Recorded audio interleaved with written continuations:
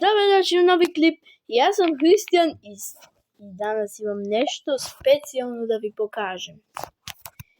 Ja sada sa 230 level će ga pominiti onaj medved s ovom brzinom.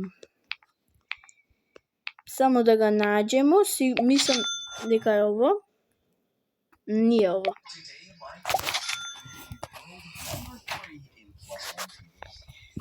Probam da ga pominem ovaj medved. Ajde da vidite da li mogu da uspem sa ovom brzinom. Vidite, piše ovdje 350 je recommended, ali ja mislim da i taj recommended nije istina.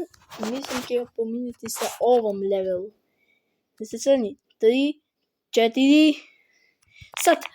Teči, vidi koliko sam spoj, vidi, idemo ovdje, idemo ovdje, nije da za nas, prešli smo, sa 230 level, i onda se navlja 10 miliona vinova, ali ja nećem to uzeti, zaradi što ne mogu.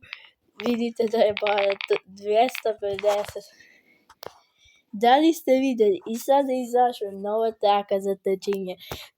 Po 5 brzina i malo ćemo potrčiti. Zemit ću vinove i to bi bilo sve za ovaj klip. Ali da li ste vidjeli to da ga zemim? Mislim da nije moguće.